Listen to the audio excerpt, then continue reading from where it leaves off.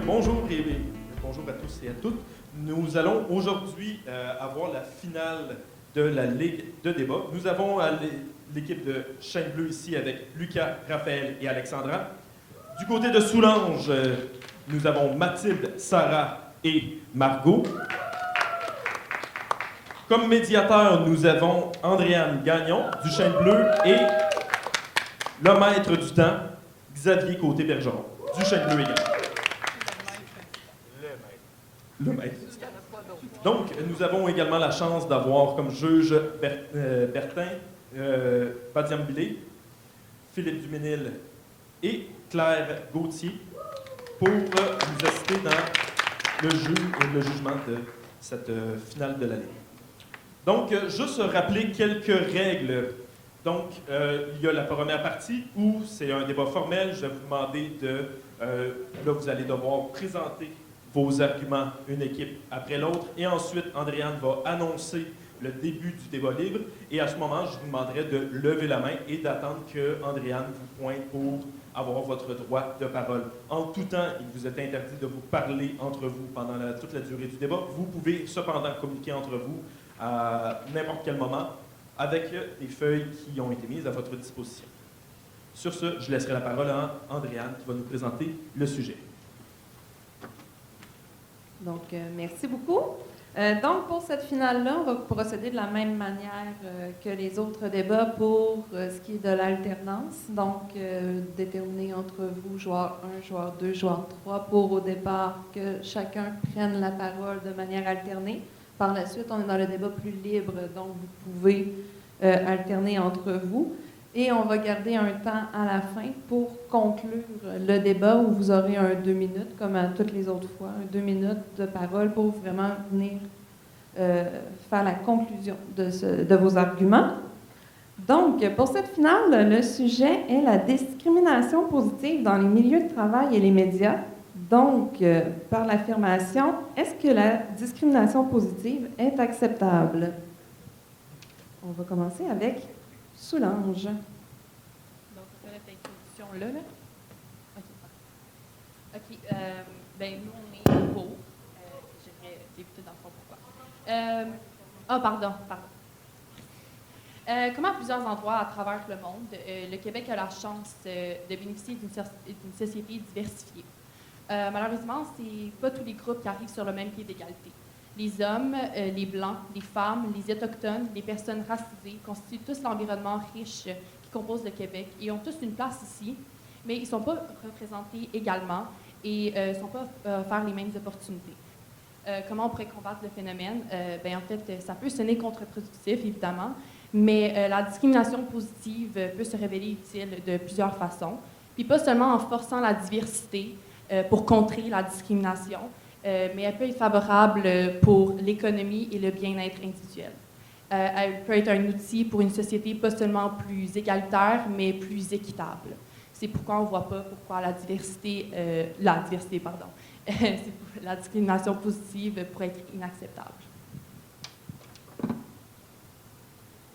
Bonjour. Donc, nous, on est d'avis que la discrimination positive, c'est une fausse bonne idée à un vrai problème. Parce qu'en fait, oui, c'est sûr qu'il y a des minorités qui sont sous-représentées dans certains milieux de travail, au Québec notamment, mais partout dans le monde. Et c'est une vraie problématique. Sauf que selon nous, la discrimination positive comme solution à cette problématique-là peut mener encore plus de problèmes, comme des sentiments d'injustice qui pourraient être créés. Puis on s'entend que ça reste encore de la discrimination. Donc c'est comme combattre le feu avec le feu, c'est pas toujours ce qui est le plus souhaitable.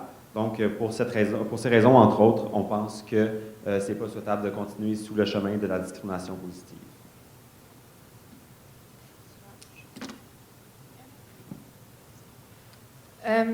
Je vais vous raconter une histoire.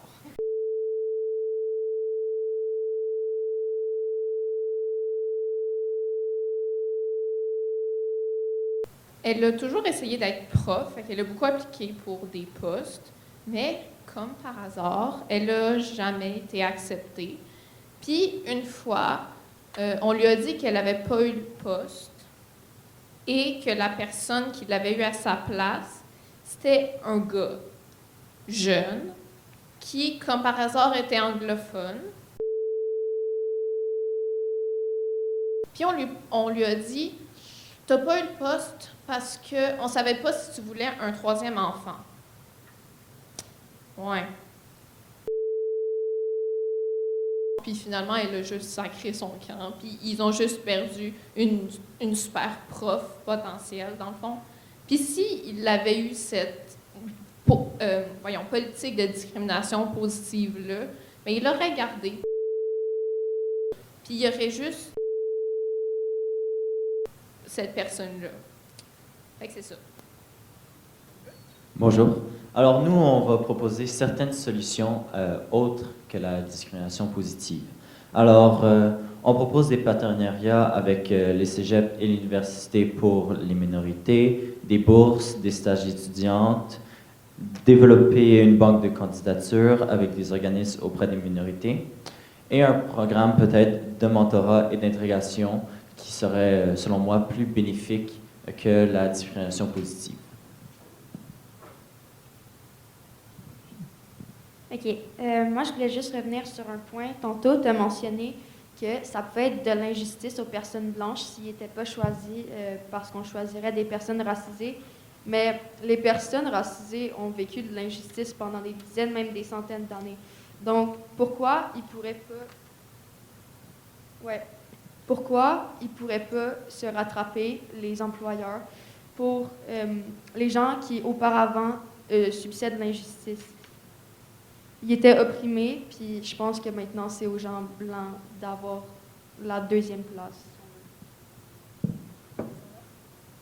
Nous continuons de penser qu'il ne faut pas prôner la discrimination positive pour la seule raison qu'il ne faut pas choisir une personne pour des statistiques, des lois que nous impose le gouvernement. Il faut les choisir pour les bonnes valeurs et pour leur personnalité et leurs obstinence, pas l'obstinence, mais leur qualification. La discrimination positive nous empêche aussi de se poser les vraies questions. Par exemple, le racisme systémique, il existe dans les métiers, donc pourquoi pas contrer ça? Donc, tantôt, vous avez fait mention de solutions, puis autant qu'on est totalement d'accord qu'il y a d'autres solutions, la discrimination positive peut être une solution. Elle ne devrait pas complètement être bannie. Surtout sur, je dirais plus, le point de vue économique puis de productivité, quand ça s'en vient à engager quelqu'un pour un travail ou une entreprise. Il y a une étude qui a été faite par Diversity Institute, puis dans le fond, c'est vraiment ce qu'ils font, c'est essayer d'amener des minorités à être plus encouragées vers certains travails et tout. Puis dans le fond, il y avait une citation qui souligne pas mal mon point de Wendy Coquier, qui est la directrice dans le fond de cette institution-là, qui dit que les organisations affichant une diversité au sein de leur haute direction sont plus novatrices. Donc, c'est juste une façon de dire que une haute direction ou une entreprise qui est plus diversifiée, ça va favoriser, dans le fond, les compétences, puis juste la façon que l'entreprise fonctionne, parce qu'il y a plusieurs points de vue différents. Puis aussi, les clients, disons, d'une entreprise pourraient se sentir plus rattachés à celle-là, puisqu'ils savent que les travailleurs viennent de différentes minorités, puis ils pourraient se sentir plus, disons, concernés, c'est ça. Donc, pour revenir sur notre position officielle, on veut vraiment clarifier et faire une distinction entre la discrimination positive et les solutions face à l'injustice. Nous, on est 100% pour, là, on veut, et je suis tellement d'accord qu'une société doit être diversifiée, les conseils d'administration doivent être diversifiés, je pense que tous les groupes doivent être représentés. Cependant, nous, on ne considère pas que la discrimination positive est la solution et l'attitude à adopter pour arriver à ces besoins-là. Je vais revenir tantôt, quand on a dit, on parlait d'injustice, c'est un sentiment d'injustice. On sait, les personnes qui vivent encore des injustices aujourd'hui, trop souvent, c'est les minorités, visibles ou pas, les femmes, les personnes handicapées, etc. C'est ces personnes-là qu'il faut promouvoir et permettre d'accéder à des postes importants et à des opportunités importantes, tout en montrant que c'est des personnes qualifiées, parce que ce qui peut arriver souvent, c'est que les gens vont se dire « Ah, mais cette personne-là, elle a été embauchée juste parce qu'il faut qu'ils remplissent leur quota. » Ben là, il n'est pas aussi qualifié que moi, j'ai travaillé fort, puis c'est pas pour des quotas que je suis là, c'est parce que je mérite ce poste-là. Nous, on pense que c'est super, excusez-moi, c'est super important de faire la promotion de la diversité, mais de façon vraiment inclusive. C'est ça, d'oublier la discrimination, mais vraiment de s'assurer que tout le monde a les opportunités nécessaires pour arriver et monter aux objectifs qu'ils veulent atteindre dans le marché du travail.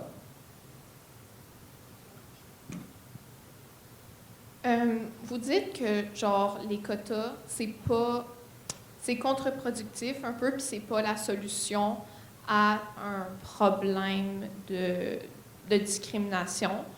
Toutefois, la London School of Economics, elle a constaté que non, les quotas ne nuisent pas à la qualité des travailleurs d'un groupe. Au contraire, surtout pour ce qui est des quotas, pour le nombre de femmes dans une entreprise, ils ont constaté que plus il y a de femmes, plus la productivité de l'entreprise va augmenter parce que ce qu'ils vont faire, c'est qu'ils vont un peu virer les hommes qui, eux, font un travail médiocre et c'est des femmes qui vont le remplacer. Et ces femmes-là, souvent, elles sont extrêmement qualifiées, même souvent plus que beaucoup d'hommes. Puis elles vont réaliser qu'elles ont un peu la chance d'être là et se dépasser tout le temps et donc favoriser la productivité de l'entreprise. Fait que les quotas, ben, en tout cas, je vois pas ce qu'il y a de négatif là-dedans, pour être honnête. Dans le fond, ce qu'on veut dire, ce qui est vraiment important, c'est que on veut vraiment être clair qu'on est vraiment pour avoir des femmes en position d'autorité, des femmes dans les boardrooms, les diversités, toutes sortes de gens. On veut vraiment la promotion de ça. Ceci étant dit, je trouve que le problème avec l'histoire des quotas, c'est que c'est vraiment un rideau de fumée sur une vraie problématique. Je trouve que ça nous empêche de se poser la question de comment ça se fait qu'on est obligé d'obliger des compagnies à engager des femmes, des minorités. Le problème, c'est qu'ils n'ont pas accès à ces opportunités-là autrement. C'est vraiment ça le problème. Puis il faut s'attarder au problème de fond, justement, de est-ce qu'il y a un manque de financement? Comment ça se fait que c'est encore aujourd'hui, en 2022, les hommes blancs, pas handicapés, membres d'aucune minorité, qui ont les opportunités sans devoir passer par des quotas ou sans devoir obliger les employeurs à les engager. C'est vraiment ça le problème, selon nous. Puis c'est ça qu'il faut contrer. Il faut montrer que tout le monde est capable de monter ces paliers-là. Il faut voir comment ça se fait qu'encore aujourd'hui, il faut obliger des gens à engager des personnes issues de diversité alors qu'elles sont totalement qualifiées. Ça ne devrait pas être une obligation de les engager, mais qu'ils devraient pouvoir se qualifier encore davantage et être capables d'être engagés selon leurs qualifications et les opportunités qui peuvent se créer. Le problème avec ce que tu viens de dire, c'est que c'est pas tout le monde qui est ouvert comme ça. Puis il y a certaines entreprises qui vont juste pas accepter les candidatures des personnes racisées et qui font partie des minorités. Fait que les quotas, c'est important. Puis, si un homme blanc, par exemple, se fait refuser un emploi, il ne va pas avoir de difficulté à en trouver un autre dans une autre entreprise parce qu'ils ont quand même plus de pouvoir, on va dire, dans les entreprises et tout. Et genre, s'il est discriminé positivement, je veux dire, il n'y aura pas de problème comme une personne, par exemple, autochtone ou noire qui se fait discriminer. Dans les quotas, on peut voir aussi que les Autochtones sont toujours exclus. Selon la loi, les Autochtones sont exclus. Donc, ça va être les personnes marginalisées de sexe opposé. On parle de sexe féminin dans ce cas-ci, qui vont être mis de l'avant, mais tout le temps en commençant la phrase en disant, entre parenthèses, en excluant les Autochtones, puis les commence à anonymiser. Donc, théoriquement, votre quota ne marche pas parce que les Autochtones vont être mis de côté. On sait que dans certaines situations, les Autochtones vont être mis de côté, mais justement, la discrimination positive, dans certains cas, on va justement créer des emplois qui vont être spécifiquement pour les Autochtones. Et c'est cette partie de la discrimination positive qu'on croit qui est très bonne, dans le fond. Puis, vous parlez surtout, plus vers le début, que contrer la discrimination avec la discrimination, c'était pas la meilleure option. Puis, on pense que dans ce cas-ci, Mathilde en a fait mention tantôt, mais autant que c'est un moyen de rendre justice à des peuples qui étaient auparavant subjugués, opprimés et tout, c'est aussi un moyen concret d'apporter la diversité dans les milieux de travail ou autres milieux.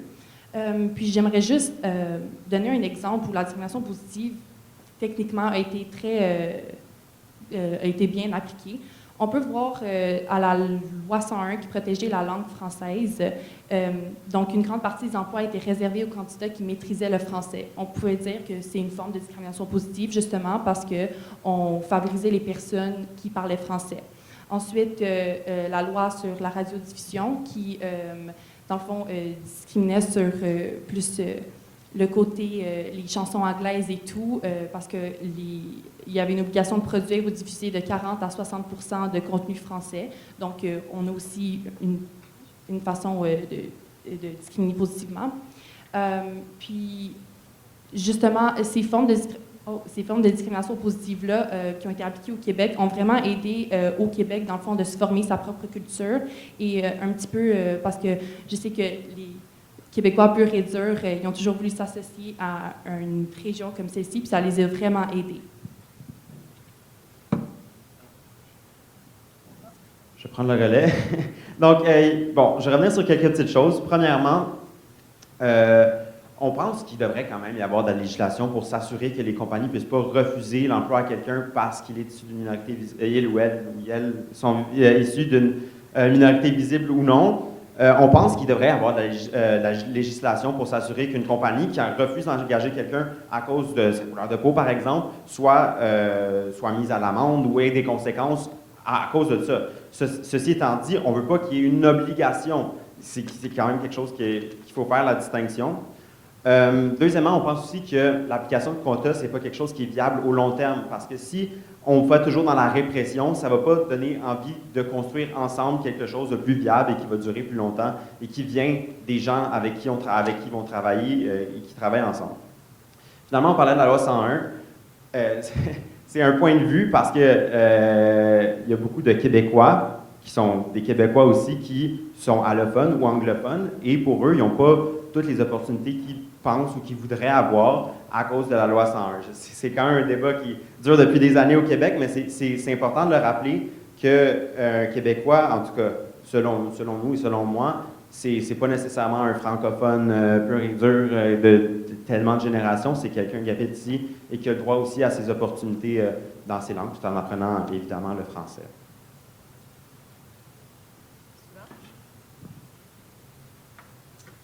OK. Tu sais, la discrimination positive, tu avais dit que c'est pas bon au long terme. C'est une solution au court terme. Puis ça, c'est vrai. En tout cas, je pense que ça pourrait même être un argument pour que c'est une solution, mais qui est efficace. C'est au court terme, mais qu'au final, on va se retrouver avec une société très égalitaire si, mettons, tu sais, dans une entreprise, on va faire la discrimination positive pendant quelques années, puis on va se retrouver au final avec, par exemple, un groupe de recruteurs qui est super diversifié. Mais là, le recrutement d'employeurs va se faire de manière diversifiée d'elle-même. Il n'y aura même plus besoin de quotas, il n'y aura plus besoin de tout ça parce que une personne, mettons un employeur noir va se dire, bien, je vais employer la personne noire sans aucun problème, la femme va se dire la même chose, puis l'homme blanc, ben, il va être avec les deux autres, puis il va se dire, OK, je vais employer l'autre personne. Tu sais, bon. Fait que oui, c'est au court terme, mais j'ai l'impression que c'est un peu le but, puis que c'est efficace, en fond.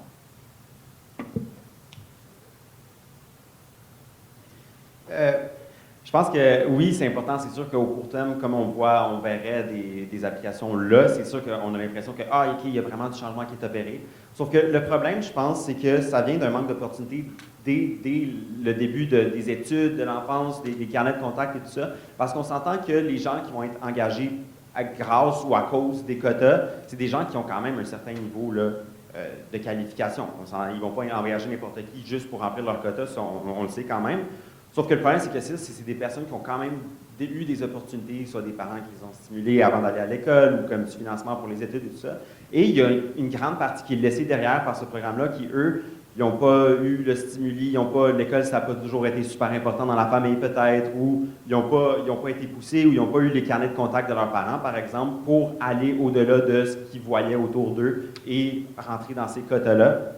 Donc, je pense que l'important, une des solutions que Raphaël a évoquées tantôt, qui est super importante, c'est de s'assurer que ces personnes-là, dès le plus jeune âge, ont accès à des bourses ou à des carnets de contact, des stages pour essayer de se favoriser, de connaître plus de gens, de connaître des opportunités, de voir ce qu'on peut faire pour travailler, puis aller dans les milieux où ils veulent travailler, puis former des gens qui ne seraient pas nécessairement, que selon leur famille ou leur milieu, ils n'iraient pas nécessairement dans une certaine direction, puis s'assurer qu'ils puissent avoir l'opportunité d'aller dans la direction s'ils le désirent.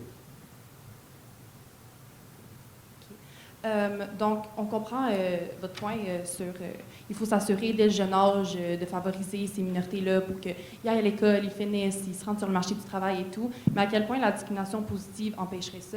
Je veux dire, c'est un moyen concret, facile, comme un petit peu Margot l'a dit tantôt, d'atteindre une certaine diversité, mais c'est sûr que ça ne va pas empêcher les autres moyens qu'on peut prendre pour que sur le long terme, il y ait plus de diversité dans les entreprises ou dans les milieux de travaux et tout.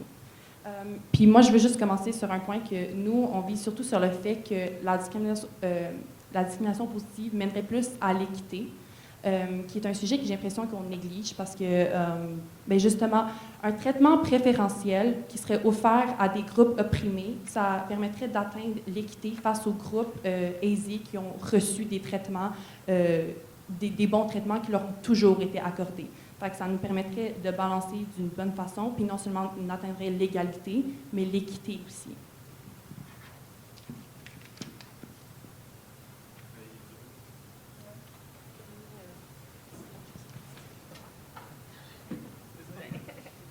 Désolé, problème technique.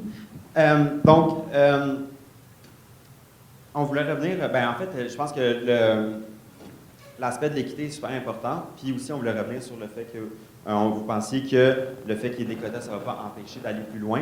Mais je pense que c'est ça l'affaire, c'est que les compagnies ou le gouvernement ou les gens qui sont dans le pouvoir en ce moment vont se satisfaire, vont se dire « Ah, mais il ne devrait plus avoir de problème, on a mis un quota de, je sais pas, 40% de femmes, par exemple, puis ils sont obligés d'être comme en France. » Là, il y avait une loi, en tout cas, ça ne vient pas directement, mais ils ont mis un quota de 40% de femmes qui devaient être dans le conseil d'administration. Fait qu'après ça, le danger, c'est que ces gouvernements-là ou le conseil d'administration dit « Ah, mais il n'y a plus de problème, si on met un quota de 40% de femmes, le problème est réglé, il y a des femmes dans notre conseil d'administration, pas besoin de développer davantage, pas besoin de développer la jeunesse, on a ce qu'il faut pour nous, le problème est réglé. » Je pense que c'est surtout ça, c'est que oui, le quota, ça peut sembler une bonne idée, mais c'est que c'est vraiment juste pour dire comme « OK, on a pris action, on a fait quelque chose, maintenant on n'en parle plus, on peut avancer. » Mais je pense que c'est ça, ce qui revient beaucoup depuis le début, c'est que ces problématiques-là viennent il y a longtemps, c'est très enraciné. Il faut s'assurer d'attaquer vraiment le fond avant de pouvoir comme aller jusqu'en haut puis s'assurer que c'est bien complété.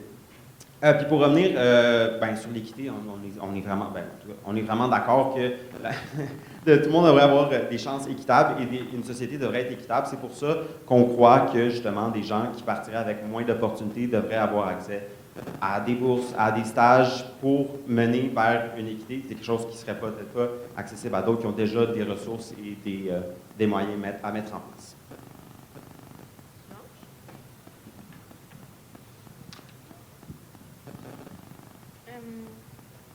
OK.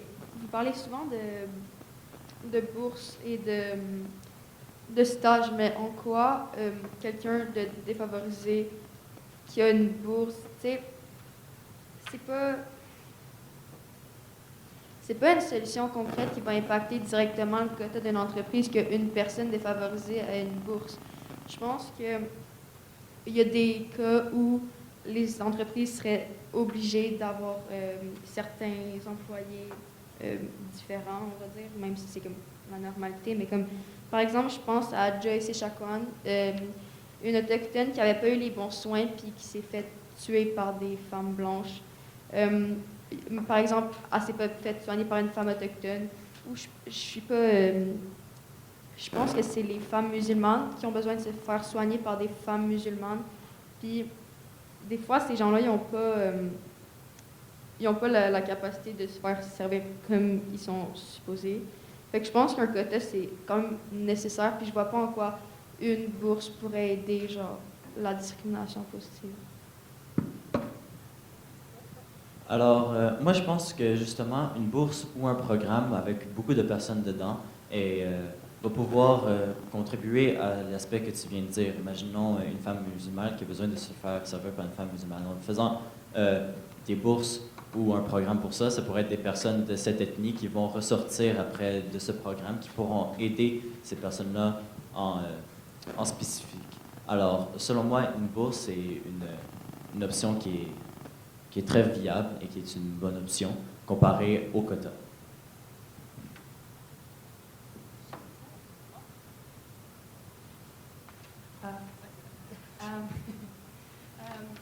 Vous parlez souvent beaucoup des solutions et tout, puis j'aimerais juste ça qu'on... Est-ce qu'on m'entend?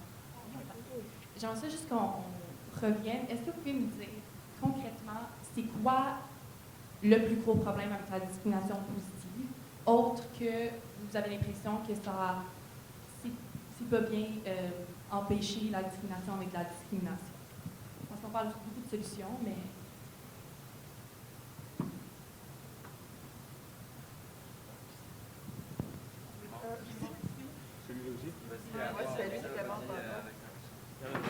Parler avec ma voix parce qu'on n'a plus de micro. Je pense que M. Bélanger est sauveur de la situation. OK, maintenant on m'entend, c'est bon. Le but de ne pas discriminer les gens par la discrimination positive, c'est qu'on ne prenne pas les personnes pour qui elles sont réelles, mais qu'on prenne les personnes pour qui elles sont réellement, pas pour des quotas, pour la seule et unique raison que si tu prends une femme juste parce qu'elle est une femme, tu ne prends pas les bonnes valeurs. Il faut que tu partes avec les bonnes valeurs d'intention sur le but. Le but aussi, c'est d'éviter la racialisation au rapport de la société, sociale, plutôt, je suis désolée. Donc, d'éviter, de vraiment mettre que la population vienne avec ce but-là.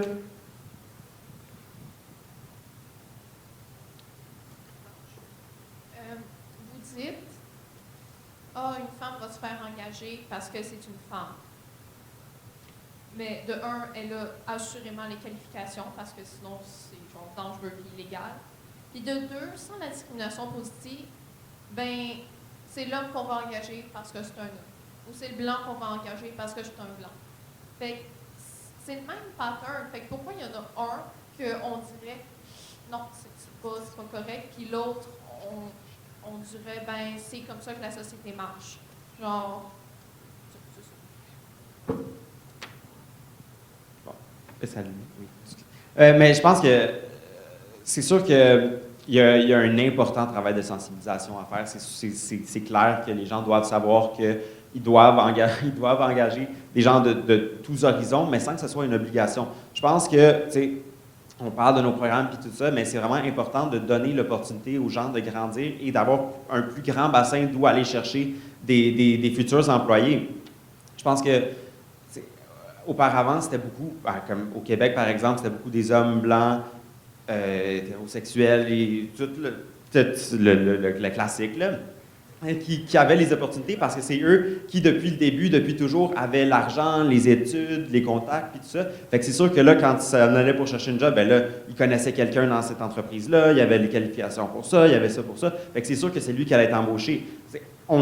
On est conscient là, qu'il y a plein de minorités qui ont les qualifications nécessaires, mais je pense qu'il n'y en a pas assez, de un. Puis de deux, il faut s'assurer que les gens voient et comprennent qu'il faut les engager parce que ça va être des bons employés, ça va être des bons travailleurs, ils vont apporter quelque chose à la compagnie, pas seulement parce qu'ils vont se sentir contraints de genre « Ah, le gouvernement » ou « Ah, l'Assemblée me dit « Il faut que j'engage ça, fait qu'on va l'engager. » Ça ne me tente pas vraiment parce que je l'engage à contre-cœur, je suis obligé, mais je l'engage parce que je suis obligé. Je pense qu'il faut que les gens engagent parce qu'ils savent que « Ah, lui, il va faire le futur de mon entreprise. » Puis en plus, il y a les qualifications, puis il est c'est tout ce qu'il faut.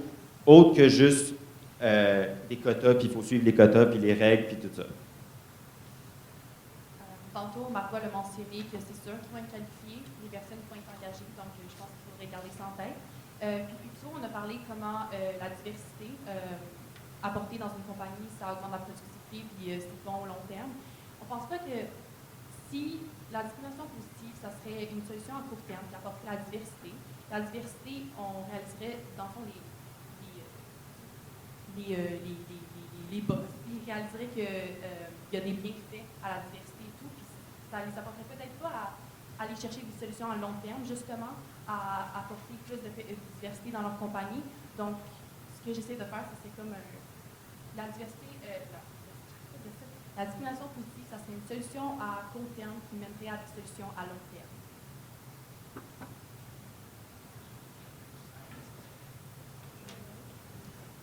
Alors, pour la discrimination positive, c'est de choisir la personne de par qu'elle soit racisée. Nous, on pense qu'une personne devrait être choisie par ses qualifications.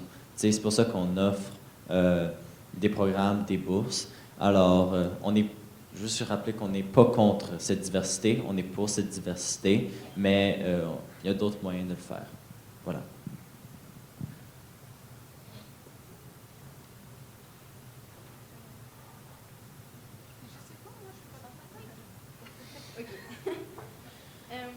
En fait, la discrimination positive, je pense que vous oubliez que c'est comme quand un employeur aurait le choix entre une personne, on va dire comme, pas normal, mais un homme blanc et par exemple une femme noire. Je pense que ça serait important de choisir la diversité pour que la diversité devienne la normalité. Puis je pense que refuser la discrimination positive, c'est un peu refuser l'évolution. Parce que si on reste dans une société d'il y a 50 ans où c'était des hommes blancs qui travaillent dans des entreprises créées par des hommes blancs, ben, la société n'avancerait jamais puis il n'y aurait aucun changement.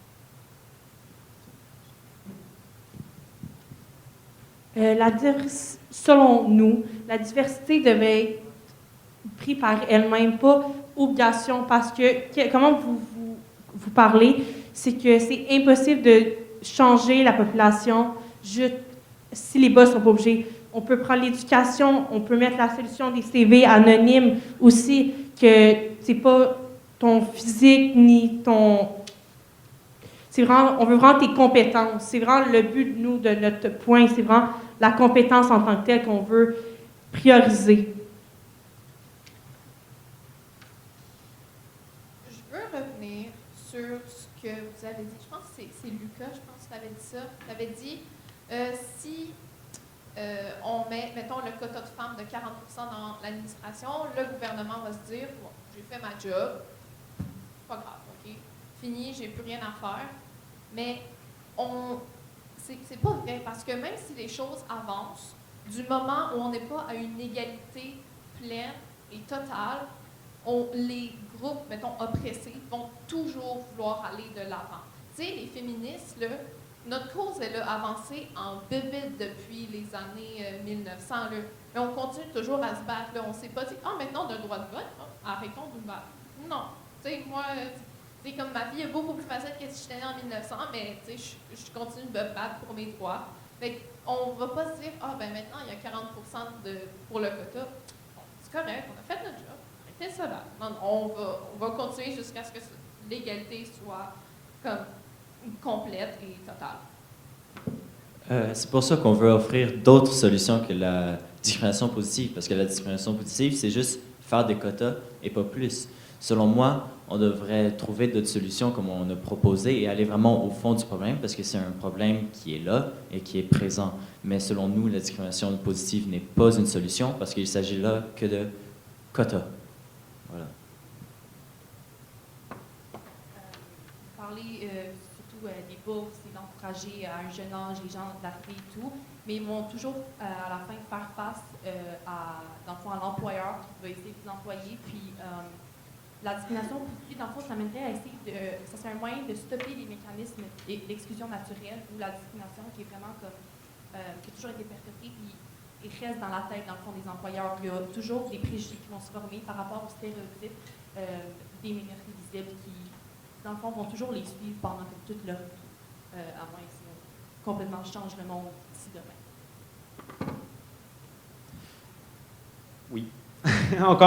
Non, mais on comprend vraiment l'objectif, puis c'est très louable comme cause, puis on est totalement d'accord. C'est sûr qu'on est moins d'accord sur les façons d'arriver à ça, mais il y a plusieurs solutions aussi qui peuvent être faites pour s'assurer que ces gens-là aient quand même l'opportunité d'être engagés sans être discriminés. On parlait notamment, on a l'exemple notamment de donner de l'opportunité des CV anonymes. Dans le fond, c'est de se présenter à un poste sans que l'employeur puisse avoir la possibilité de faire de la discrimination au moins avant une entrevue. Puis, on voulait aussi revenir sur le fait que le problème de fond, le problème qui est difficile avec l'imposition des quotas, c'est aussi l'environnement de travail et le vivre ensemble qui vient après. On parlait d'un sentiment d'injustice tantôt, et c'est quelque chose qui peut être vécu par les personnes qui ne sont pas engagées avec des quotas, mais aussi par les personnes qui, eux, sont engagées par quotas. J'ai un très bon exemple. Moi, par exemple, je travaille comme sauveteur pour la ville de Pointe-Claire. Puis quand je passais le processus d'embauche, on m'a demandé si je faisais partie d'une minorité visible, si j'étais issu de l'immigration, etc. Puis oui. Fait que, tu sais, il y a toujours ce sentiment-là aussi. On ne sait pas comme, est-ce que j'ai été engagé parce que, tu sais, je vaux vraiment la peine de travailler pour eux? Est-ce que c'est vraiment pour ça qu'ils m'ont engagé parce qu'ils pensaient que j'allais pouvoir faire une différence ou quelque chose? Ou si je suis là parce que c'est pour des quotas, puis je suis juste là pour remplir leurs quotas, puis checker des cases, puis tout ça. Fait que ça met des questions sur soi-même, puis aussi dans l'environnement. Est-ce que mes collègues se disent, ah ouais, lui il est là juste parce que c'est pour un quota, puis c'est juste ça, mais je suis meilleur que lui, tu sais. Ça pose des questions importantes sur le vivre ensemble et l'environnement de travail par la suite, là. On va y aller avec une dernière intervention du côté de Soulanges, puis ensuite on va conclure avec Chaîne Bleue, puis Soulanges en conclusion. OK. Vous avez parlé des entrevues sans voir la personne, mais il y a une étude française qui prouve que 80% des employeurs préfèrent, par exemple en France, des noms de famille ou des noms qui sonnent français et pas comme, tu sais, comme Sarah, son nom de famille c'est Moulich. Bon, ben en France, il y aurait des employeurs qui n'emploieraient pas parce que son nom de famille c'est ça. Il y a de la discrimination, peu importe si on voit ou pas la personne, c'est pas juste l'apparence, c'est pas juste ce qu'on voit. Donc, pour conclure, Chaîne Bleue. Pour conclure, nous, on est contre la discrimination positive parce qu'on pense qu'il y a beaucoup d'autres solutions. Peut-être pas les CV anonymes, mais il y a d'autres solutions possibles, des bourses, des programmes, des banques de noms. Il y a beaucoup d'autres alternatives à ce problème et nous, on veut trouver une solution au vrai problème de fond, que ce soit le racisme systémique, mais selon nous, la discrimination positive n'est pas la bonne solution. Voilà. Nous, on est pour la discrimination positive, puisque justement, malgré toutes les autres solutions qui peuvent être utilisées à des fins, dans le fond, de stopper le racisme systémique ou toute forme de sexisme ou discrimination, en fait, je pense, on pense que c'est une des solutions à court terme les plus efficaces pour justement apporter des solutions à long terme qui nous affecteraient positivement.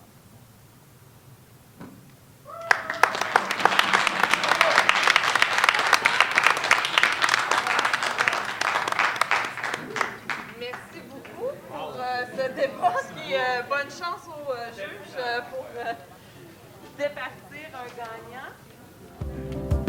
Allô?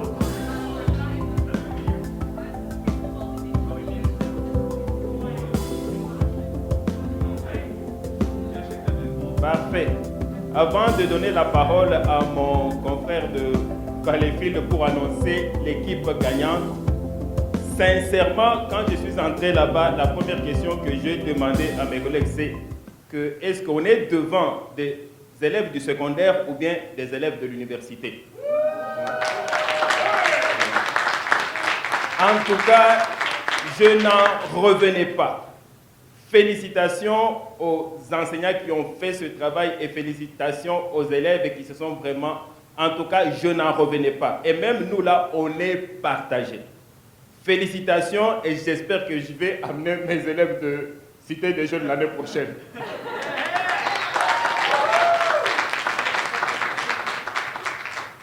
Je partage évidemment le commentaire. Nous sommes très agréablement surpris de la qualité des échanges. Écoutez, pendant 40 minutes, vous avez tenu le pavé le très haut. C'était d'un très bon niveau. Il y avait beaucoup d'idées. C'était très bien articulé. Et c'était riche et ça nous a amené nous-mêmes à des remises en question de nos idées sur la question. Et donc, félicitations, on sort enrichi de cette activité. Si on regarde les critères, évidemment, ça a été très serré. OK, c'est très, très serré.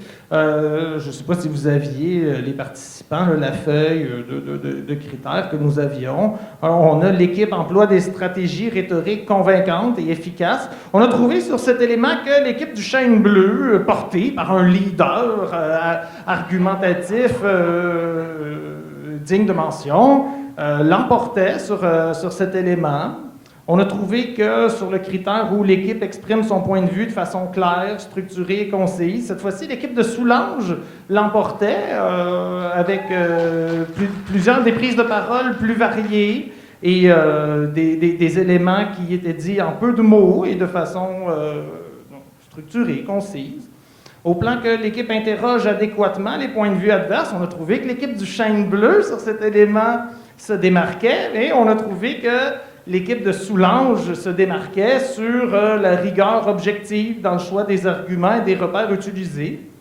Alors, ça arrive égal, 2-2. Et sur éviter de commettre des sophismes, on arrive à égalité. Alors, on est revenu sur les valeurs centrales là, qui devaient être évaluées tout au long de l'événement. Alors, on avait la rigueur, l'éloquence. On a trouvé que sur ces éléments, les deux équipes s'équivalaient. On ne pourrait pas trancher là, qui était plus rigoureux ou qui était plus éloquent. Ce qui fait changer, ce qui fait pencher la balance, donc d'un point de vue sur la base d'une équipe, on a trouvé que le travail d'équipe était plus complet du côté de Soulanges.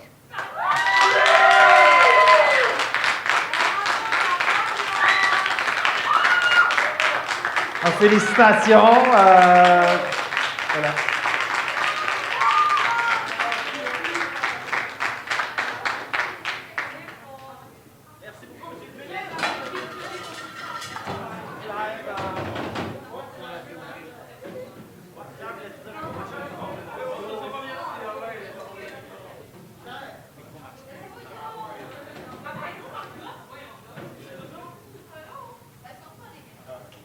Je veux juste dire un mot, un gros bravo à mes collègues, mes anciens collègues, de vivre cette activité-là avec des étudiants, puis vous nous amenez, je sais que c'est vous qui faites le travail, les étudiants, mais vous aidez à développer cette rigueur intellectuelle, cette capacité d'expression, cette capacité à débattre.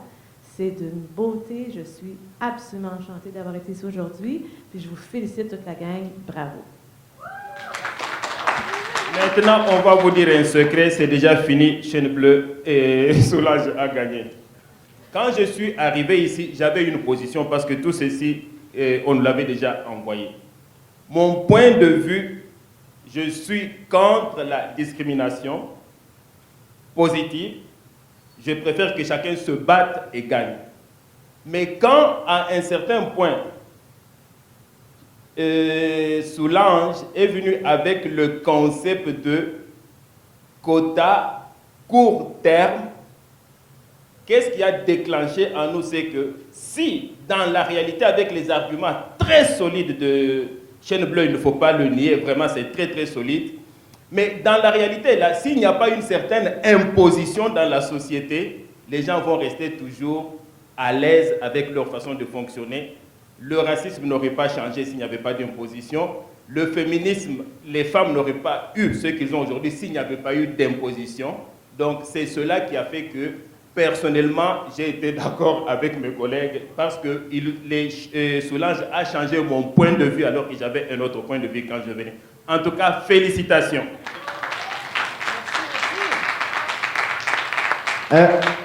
Monsieur Jean, est-ce qu'on peut avoir une photo d'honneur avec nos trois juges? Ce serait bien. Donc, est-ce qu'on prend une photo de groupe avec les 3 juges? Oui? Amenez-vous la banquette, s'il vous plaît.